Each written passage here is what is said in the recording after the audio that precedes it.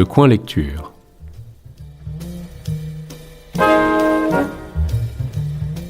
Présenté par Emmanuel Dufour.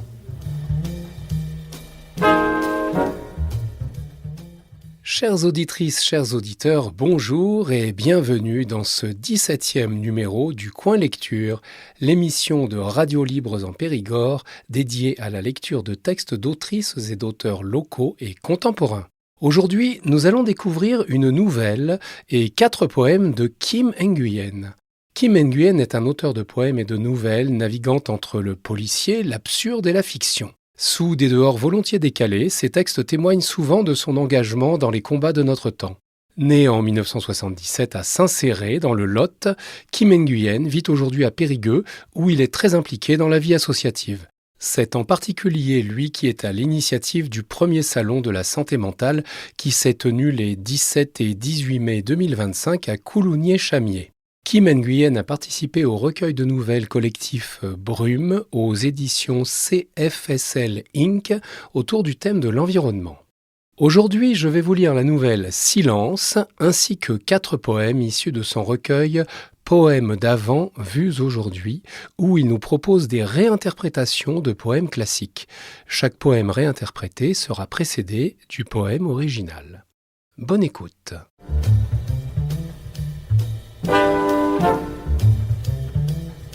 Silence. Les yeux rivés sur l'horizon, Volodymyr montait la garde. Il avait 54 ans, portait un uniforme, un fusil, ainsi qu'une paire de jumelles. Il n'était pas seul. 3 autres volontaires ukrainiens l'accompagnaient et se reposaient. Là, c'était la fin du tour de Volodymyr. Dans 1h30, il irait les réveiller. Il prendrait les ordres avant de partir ou de rester sur place. Leur mission était de ralentir les Russes. Putain de Russes. Ils avaient des troupes pas loin. Peut-être qu'ils les repéreraient demain et entreraient en contact. Ou plutôt leurs drones viendraient compter aux troupes de Poutine l'amitié ukrainienne à l'aide de 3 ou 4 bombes. Boum, boum, boum. Explosion. Chaleur humaine. La tactique qu'on leur avait enseignée était simple. On repère l'ennemi, on envoie le drone en l'air, il attaque rapidement, puis dès que l'engin est revenu, le groupe se replie. Une version moderne de la guérilla. Volodymyr ne savait pas piloter cette machine. Lui, il n'était là que pour protéger le pilote. Les drones, avant la guerre, c'était quelque chose d'inconnu pour lui. Il était fermier dans une exploitation familiale, non loin de Kiev, près de la ligne de front exactement. Il y cultivait de la moutarde blanche qu'il revendait à un grossiste qui l'envoyait en Europe. Il avait aussi quelques bêtes, 3 vaches, des poules, 4 cochons et un âne. Tout ça, c'était uniquement pour lui comme les légumes de son potager. Il était marié à Paulina, une fille qui avait 15 ans de moins que lui. Elle était jolie, Paulina, avec ses cheveux roux et ses taches de rousseur. Il l'avait rencontrée au marché. Elle avait 17 ans, alors matinée d'un sacré petit culot. Ils avaient discuté. Il l'avait invitée à boire un café. Elle l'avait embrassé sur la joue à la fin. Il était revenu la semaine suivante, puis celle d'après. Il y avait eu d'autres cafés, jusqu'au jour où ils étaient allés danser avec ce baiser glissant de la joue aux lèvres. Ils s'étaient fréquentés. Les parents de Paulina ne voyaient pas d'un bon œil ce vieux qui courtisait leur fille, qui en plus était un paysan, quand elle venait de la ville. En dépit de toutes ces critiques, ils s'étaient mariés. La vie à la ferme avait plu à la citadine. Elle lui avait même donné 2 filles, une vie bercée de bonheur, jusqu'à l'invasion. Maudite guerre. Maudit Poutine. Tout était encore silencieux. Rien. Hormis la rosée égayée par le chant des oiseaux ne dérangeait le petit jour naissant. Il scruta l'horizon avec ses jumelles. Pas le moindre mouvement. Il se saisit d'un thermos dans lequel se trouvait le café, s'en servit une tasse. Bientôt il faudrait en refaire. Il repensa au jour où il était parti. Il revit le corps. Il accompagnait Fédor Falkov. Ils étaient 5 fermiers, dont les femmes étaient parties se réfugier chez de la famille en Pologne ou ailleurs. Eux, ils étaient restés pour leur pays, pour répondre à l'appel du président Zelensky. Ils avaient décidé de partir tous ensemble pour aller à Kiev se faire former aux arts de la guerre. Il était d'abord parti chercher Fédor. Ensemble, ils devaient passer chez Alexander, un fermier des environs. Sauf qu'Alexander manquait à l'appel. Tout était silencieux. Les jours d'avant, un organisme de résistance était venu récupérer les bêtes pour qu'elles aident à l'effort de guerre en nourrissant les rares civils qu'il restait, ainsi que les combattants. Pas un bruit. Ils étaient entrés chez Alexander, l'avaient appelé, en vain. Pas une trace, à part sa valise restée dans un coin, faite comme s'il allait partir. Il l'avait cherché ailleurs sur la propriété, jusqu'à le retrouver, non loin de l'étable, abattu, d'une balle dans la tête. Il avait déjà vu des cadavres, mais jamais celui d'une personne de son entourage. Il détourna la tête. Il le connaissait depuis qu'il était gamin, Alexander. Ils avaient quoi, 10 ans d'écart ? Ils n'avaient jamais joué ensemble, mais ils se fréquentaient. Un village, c'était toujours petit. On ne manquait pas de se croiser. Putain. Il a été exécuté, lâcha Fédor. Ils lui ont attaché les mains dans le dos avant de l'abattre froidement. Les Russes ? Naturellement. Volodymyr aurait voulu rester pour garder le corps, mais son ami l'avait convaincu de le laisser. Les autres les attendaient. Quand ils furent tous ensemble, ils s'arrêtèrent près de l'exploitation d'un fermier qui restait pour lui indiquer la mort d'Alexander, là où ils avaient découvert sa dépouille. Il fallait qu'il avertisse la famille, histoire qu'on puisse l'enterrer. Ensuite, ils partirent à Kiev. En ces temps troubles, il n'y avait plus de police ou de structure y ressemblant dans le coin. La guerre accaparait tout. Ils arrivèrent au bureau de recrutement, s'y inscrivirent tout en rapportant le décès de leurs collègues. Peut-être que l'armée aiderait le fermier. Il existait possiblement des services pour aider aux funérailles des victimes de l'envahisseur. Ils l'ignoraient. Toutefois, ils avaient fait leur devoir. Maintenant, une formation les attendait. Le maniement des armes, les tactiques de combat. Bref, la guerre. Il n'y avait plus de café. Il avait vidé le thermos. Il n'aurait pas pu s'en occuper car en faire signifiait quitter des yeux la route au cours d'un instant durant lequel les ennemis auraient pu passer. Maudit Russe. En même temps, cela ne le dérangeait pas trop car il ne savait pas bien faire le café. Pas aussi bien que Stepan. Il n'y avait toujours rien. 25 minutes. Il sautilla un peu sur place avant de partir faire sa dernière ronde. Il dormait dans une grange à une centaine de mètres de la route. Un bon poste d'observation. Il fit le tour de la construction, regardant ici et là. Il s'arrêta pour uriner.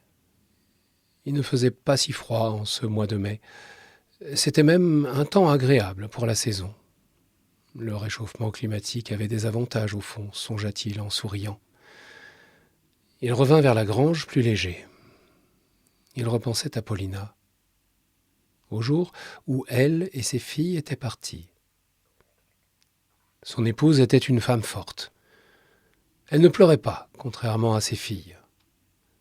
Quand on a 12 et 16 ans, même dans les périodes les plus rebelles, on comprend que lorsqu'on doit quitter son pays, cet endroit où on a vécu depuis son plus jeune âge, il y a de fortes chances qu'on ne revoie plus ses proches qui restent derrière pour combattre. Il fallait que quelqu'un reste derrière pour les protéger. rôle qui incombait à leur père. Il y avait du monde à la gare, comme à chaque fois depuis le début des hostilités. Il se souvint de leurs mains qui s'agitaient derrière la vitre, des lèvres de la plus jeune collées contre le verre, comme pour l'embrasser.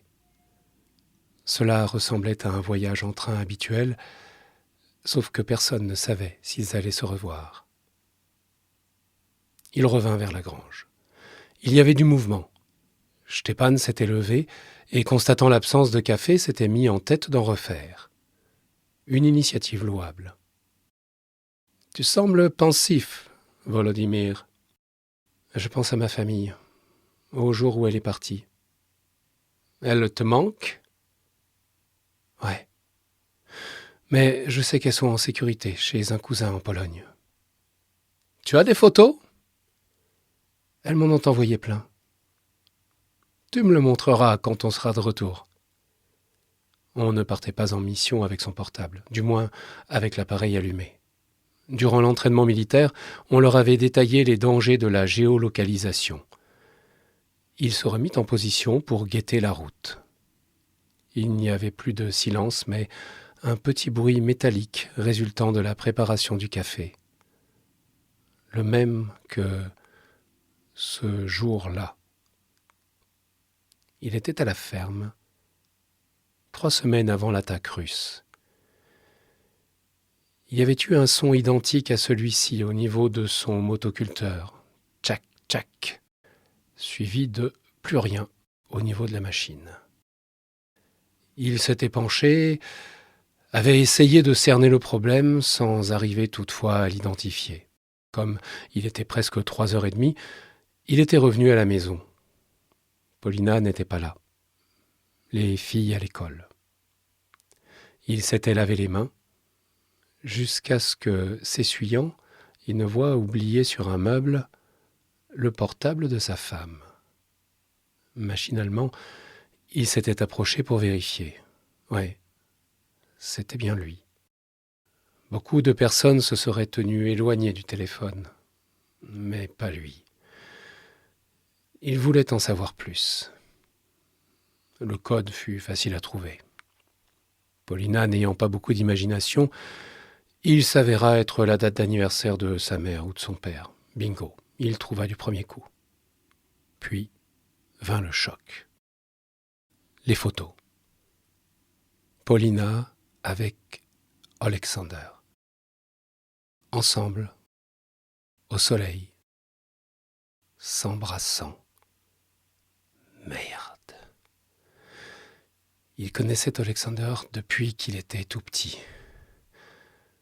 Les textos. Si on pouvait tenter de trouver une autre interprétation aux images, le texte, lui, ne laissait aucun doute. C'étaient des déclarations d'amour, ponctuées aussi d'envie de le fuir, lui, le père de ses 2 filles. Elle ne pouvait plus le supporter. Il la dégoûtait. Elle n'avait jamais été heureuse avec lui. Ils avaient bien eu des hauts et des bas, ce qui constituait l'apanage de tout couple, non ? Il posa le portable. Que lui restait-il ? Ses filles ? Sauf si elle voulait partir. Elle les emporterait alors avec elle. Il perdrait tout. Cependant, il existait une autre solution. Comme les tuer. L'amant d'abord. S'il disparaissait, il était possible qu'elle restât, même si elle le détestait.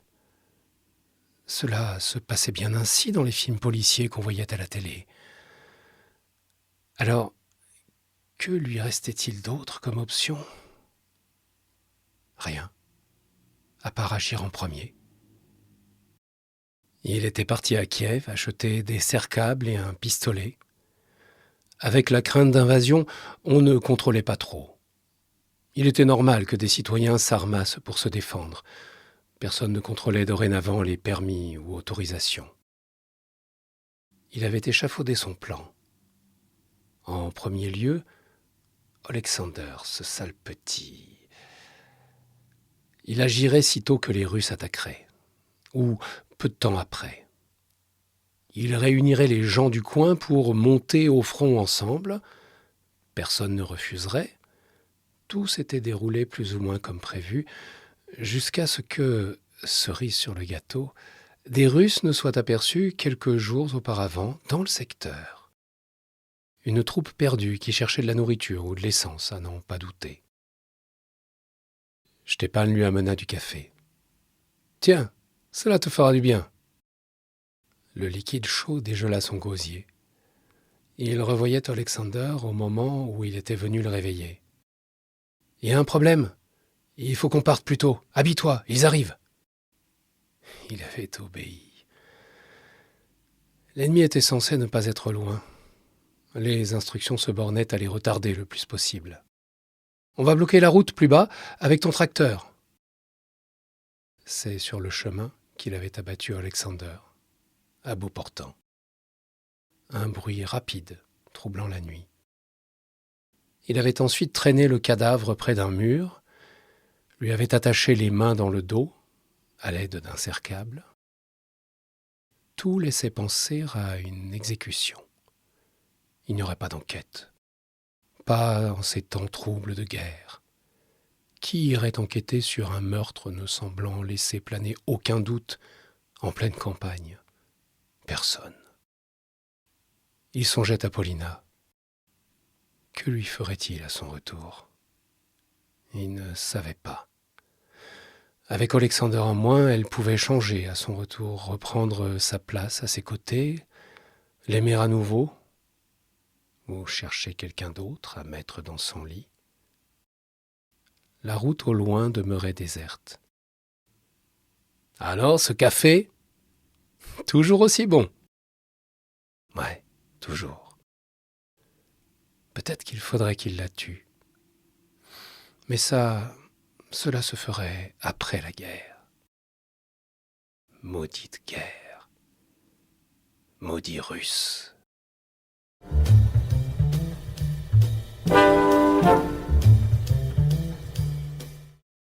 Demain dès l'aube, de Victor Hugo. Demain, dès l'aube, à l'heure où blanchit la campagne, je partirai. Vois-tu, je sais que tu m'attends. J'irai par la forêt, j'irai par la montagne. Je ne puis demeurer loin de toi plus longtemps. Je marcherai, les yeux fixés sur mes pensées, sans rien voir au dehors, sans entendre aucun bruit. Seul, inconnu, le dos courbé, les mains croisées, triste. Et le jour pour moi sera comme la nuit. Je ne regarderai ni l'or du soir qui tombe, ni les voiles au loin descendant vers Harfleur. Et quand j'arriverai, je mettrai sur ta tombe un bouquet de houx vert et de bruyère en fleurs. Demain dès l'aube, de Kim Nguyen. Demain dès l'aube, à l'heure où blanchissent nos cheveux, je m'en irai, vois-tu. Je sais que tu m'attends. J'irai dans ton EHPAD, j'irai dans ta chambre. Je ne puis demeurer loin de toi plus longtemps. Là, assise face à toi, je te parlerai des choses d'hier, de celles d'aujourd'hui, de ce dont tu ne peux plus te remémorer et qui ont, à jamais, disparu de ta vie. Tu souriras, et ensemble nous irons marcher quelques mètres avant que tu ne sois fatigué. Puis je te laisserai tout en me dirigeant vers ceux qui te gardent et qu'on nomme soignants. Demain, dès l'aube, à l'heure où finissent nos vies, je m'en irai, vois-tu. Je sais que tu m'oublies. Et tant de larmes s'écouleront encore, car la seule fin de ce poème est la mort.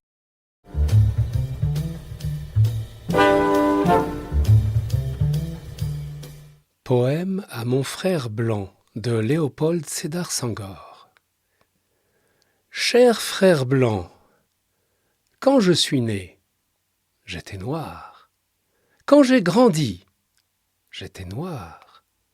Quand je suis au soleil, je suis noir. Quand je suis malade, je suis noir. Quand je mourrai, je serai noir. Tandis que toi, homme blanc, quand tu es né, tu étais rose. Quand tu as grandi, tu étais blanc. Quand tu vas au soleil, tu es rouge. Quand tu as froid, tu es bleu. Quand tu as peur, tu es vert. Quand tu es malade, tu es jaune. Quand tu mourras, tu seras gris. Alors, de nous deux, qui est l'homme de couleur ? Poème à mon frère normal de Kim Nguyen. Quand tu es né, tu étais normal. Quand tu as grandi, tu étais normal. Quand tu as travaillé, tu étais normal. Quand tu as aimé, tu étais normal. Quand tu as eu des enfants, tu étais normal. Quand tu vis, tu es normal. Tandis que moi, mon frère normal, quand je suis né, j'étais comme toi. Quand j'ai grandi, j'étais mal. Quand j'étais plus qu'heureux, j'étais excentrique. Quand mon bonheur n'avait pas de limite, j'étais le maître du monde. Quand je m'emportais, je ne comprenais pas. Quand les autres pleuraient, je comprenais. Quand j'étais triste, j'étais seul. Quand j'étais dépressif, je voulais en finir. Quand je suis passé à l'acte, on m'a aidé. Quand on a mis des mots sur ma maladie, j'étais soulagé. Quand on m'a donné des médicaments, j'étais mieux. Quand on m'a accompagné, je me suis reconstruit. Quand j'ai repris ma vie, j'étais bipolaire. Pourtant, de nous deux, qui ne ressemble pas à l'autre ? Qui n'a pas 2 jambes, 2 bras, une tête pour penser ? Qui n'est pas aussi normal que toi ?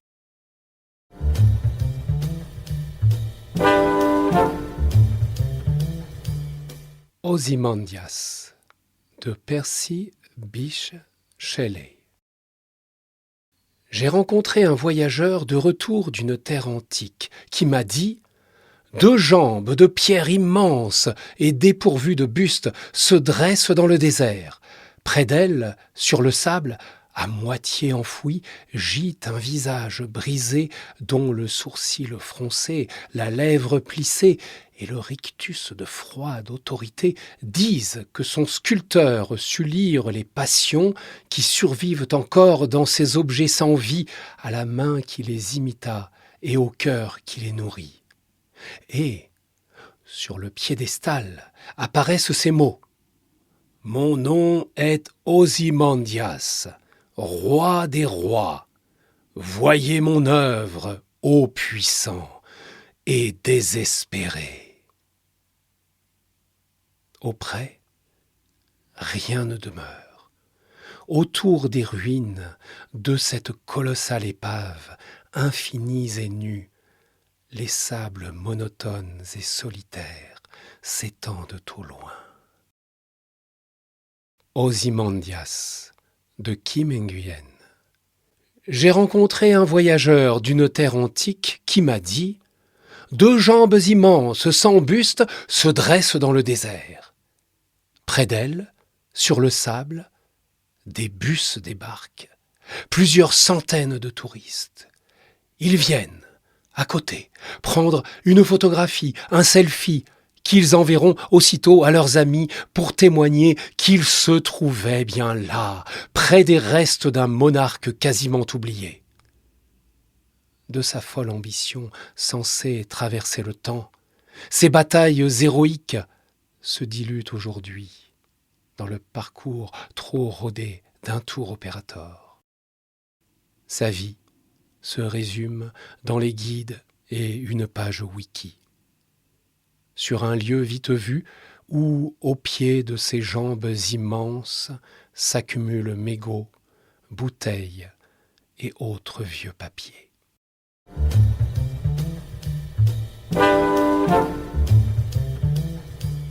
Heureux qui comme Ulysse a fait un beau voyage, de Joachim du Bellay. Heureux qui, comme Ulysse, a fait un beau voyage, ou comme Cestuila qui conquit la toison, et puis est retourné plein d'usage et raison, vivre entre ses parents le reste de son âge. Quand reverrai-je, hélas, de mon petit village fumer la cheminée, et en quelle saison reverrai-je le clos de ma pauvre maison, qui m'est une province et beaucoup d'avantages? Plus me plaît le séjour qu'ont bâti mes aïeux, que des palais romains le front audacieux. Plus que le marbre dur, me plaît l'ardoise fine. Plus mon Loir gaulois que le Tibre latin. Plus mon petit Liré que le mont Palatin. Et plus que l'air marin, la douceur angevine. Heureux qui comme Ulysse a fait un beau voyage, de Kim Nguyen. Heureux qui comme Ulysse a fait un beau voyage, parti de sa maison, avec femme et enfants, rêvant de paradis, d'un salaire décent, dans un de ces pays à l'avenir sans nuages. Heureux qui comme Ulysse a fait un beau voyage, sur un bateau chargé, traversa l'océan, puis coula au milieu d'une mer s'emballant pour se retrouver seul, survivant du naufrage. Heureux qui, comme Ulysse a fait un beau voyage, fut placé dans un camp avec d'autres migrants, au beau milieu du froid d'un hiver sauvage, continua à pleurer la perte de son clan. Heureux qui, comme Ulysse a fait un beau voyage, renvoyé par avion vers son point de départ, en ayant tout perdu, malade et sans espoir, maudissant tout le temps ce pas si beau voyage.